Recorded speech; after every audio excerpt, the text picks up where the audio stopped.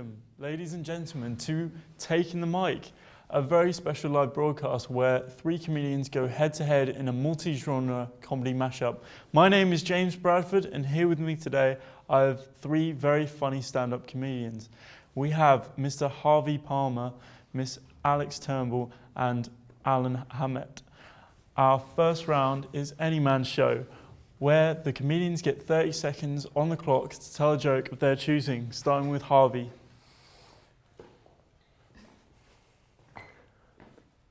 I hypnotised my pet snail to convince him he was a slug.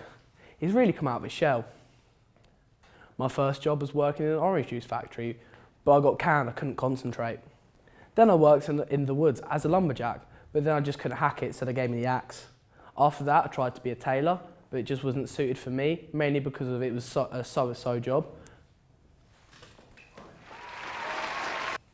I'm not able to tell you the details about my new book on S&M. My hands are tied.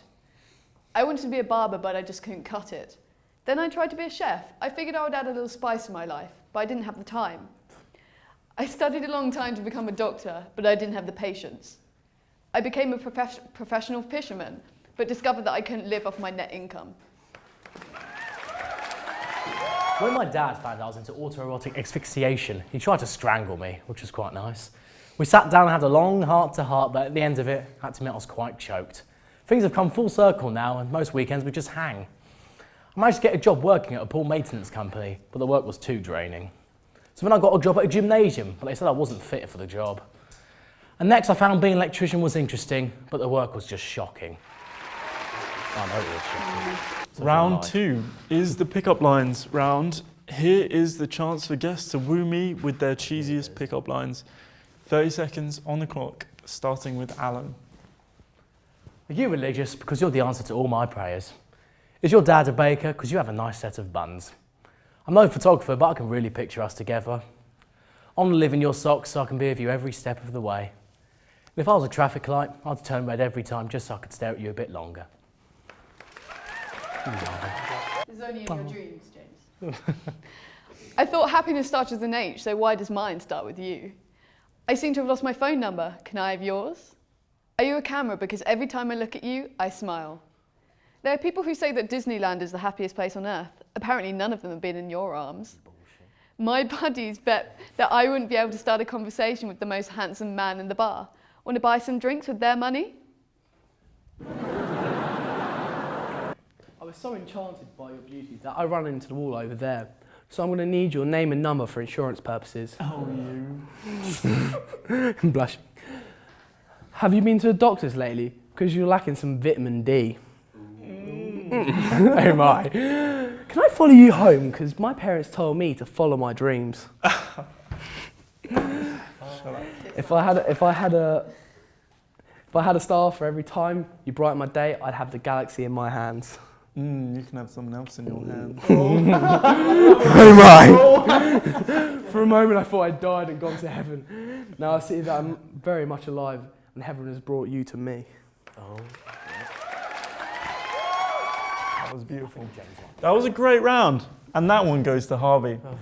Round three is our penultimate round called Puntastic. 30 seconds on the clock to each of our guests. A points-based round on the most laughs from me. Take it away. Hola, ¿qué tal? ¿Cómo está? When I get nervous, I speak like a Mexican. I suffer really badly from Hispanic attacks. I thought I was quite unique, but my doctor told me I'm not the only one. I thought it'd be fine to push my drum kit down the stairs, but there was massive repercussions. I was talking to Bambi the other day, and he's a dear old friend of mine. He's dead.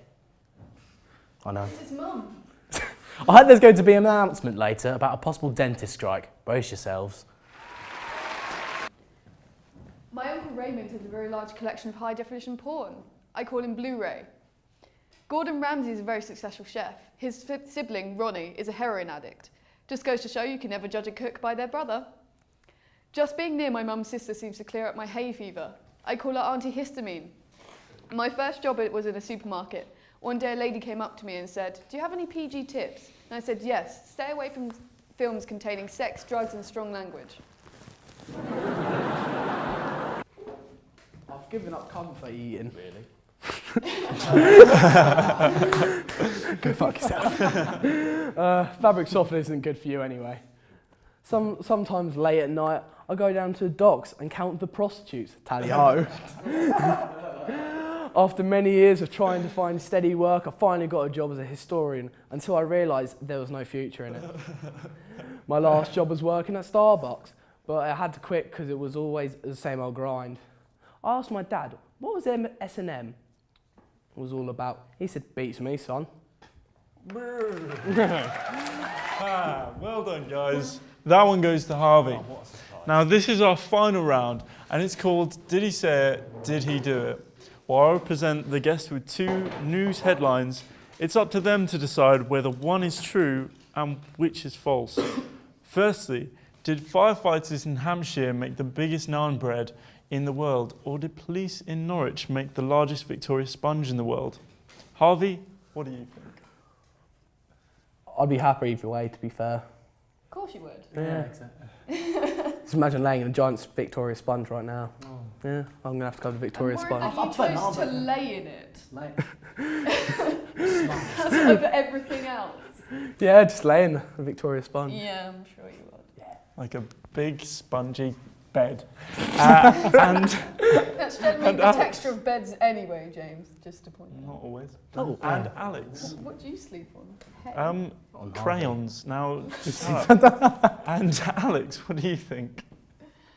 I think the naan. Yep. I And think the naan as well. Alan's going with the naan. Yeah. So let's take a look, guys. And it is the naan. Harvey, you're wrong. Well done. I can Can I dream. just say? I can dream. Okay, There will be the people who picked I'm talking the now. naan and the person Story Exactly. number 2. Who was named Britain of the Year? Was it either Nigel Farage or David Attenborough? What do you think, Alan? I'd like to think Nigel Farage. You are a I'm slightly horrible racist. human likes being. to. Yes. Harvey, let's go to you. Well, I think because he's got a really beautiful face, I'm going to have to agree with you and go Nigel Farage. Exactly. Beautiful face. I'm sorry, that is a face of a model. That is a Nigel Farage. face of a frog. He is a No, it's the face of a model that got hit by a bus. That got hit by a bus, that got hit by a train, that then was scooped up and thrown into a bin. He's the face of 21st century Nazism. That's what he is. Nazism. Are you making up words I now? think it's called neo-Nazi, actually. Yeah. There you go, you learned something. No, again. yeah, exactly. So, Alex, who are you going Nazis. for? The national treasure or the... David Attenborough. Yeah. It's going to go for you. I'm Oh, no, me. wait, it's not the pickup line round anymore. Nigel Farage. That's really nasty. Let's have a look at that. Let's see what the answer is. Oh, so it was Adolf. Oh, he is fit. Nigel Farage. Look at that. Bang. So, what was found in a field in St Helens? A seal or a 3-legged dog? Alex, can I have your answer? No, because you've been very mean this episode. Well then, no. Alan, what are you thinking? What's the dog's name? It's- Tripod. It's a tripod. You thought that And was all on your own, right? I'm getting stickers for this, bruv. Well, if it's Marley, it's not going to be the dog, 'cause he's dead. that's depressing. That's emotional. Harvey, I don't want to think about this, so I'm going to have to go for the seal. the seal. Yeah, I'm going to go dog then. Relates. Let's take a look. And the seal it is. Well done, guys. Did an emu in Israel escape and run through rush hour traffic, or did a family of wombats escape in Melbourne and form a roadblock, delaying inner city traffic for hours? That is a mouthful. Now, Something else isn't that? so wombats or Nothing on emus? Alan. Not with me, no. No. Wombats or emus? What are you guys thinking? Emu.